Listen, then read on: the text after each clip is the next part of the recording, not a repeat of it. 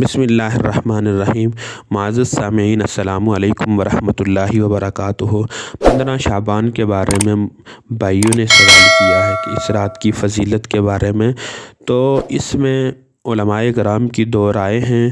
کچھ علماء کرام کہتے ہیں کہ اس رات کی فضیلت احادیث میں نہیں ہے، ان کے بھی کچھ دلائل ہیں۔ وہ فرماتے ہیں کہ اس رات کی جو فضیلت نہیں ہے، اس کے بارے میں جو احادیث آئی ہیں وہ ضعیف ہیں، لیکن جو جمہور کا مذہب یہ ہے کہ اس کے بارے میں جو احادیث آئی ہیں وہ ہیں تو ضعیف، لیکن متعدد احادیث آئی ہیں اس رات کے بارے میں۔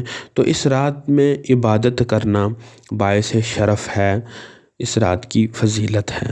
تو مسئلہ یہ ہے کہ عوام کہتی ہے کہ کس کی بات مانی جائے، کچھ انکار کر رہے ہیں اور کچھ کہہ رہے ہیں کہ اس رات کی فضیلت ہے۔ ابھی میرے بھائیو، اس رات میں افراد و تفرید کرنا کہ جو عبادت نہ کرے اس کو توہین و تشنیع کرنا اور جو عبادت کرے اس کو بدعت کہنا، یہ چیز صحیح نہیں ہے، کیونکہ دونوں طرف میں دلائل ہیں۔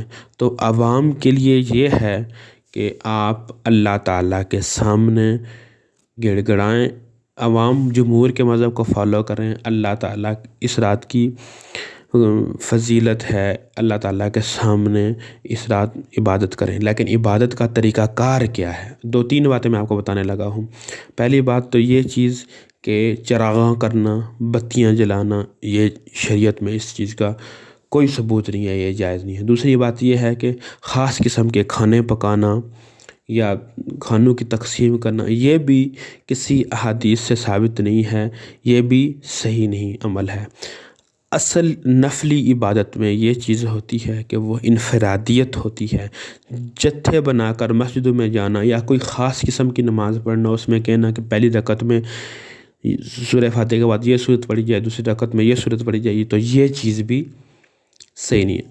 اصل کام یہ ہے کہ انفرادی طور پر اللہ تعالیٰ کی عبادت کریں، نوافل پڑھیں، قرآن پاک کی تلاوت کریں اور اللہ تعالیٰ سے اپنے گناہوں کی معافی مانگیں، اللہ تعالیٰ سے دعا مانگیں۔ یہ چیز انفرادیت میں ہے۔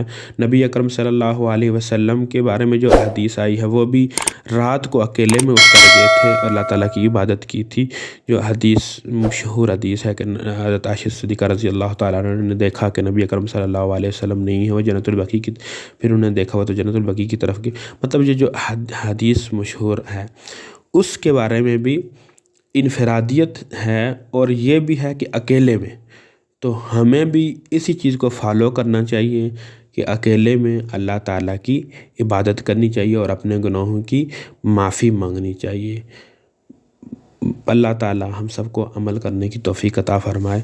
وآخر دعوانا ان الحمد للہ رب العالمین۔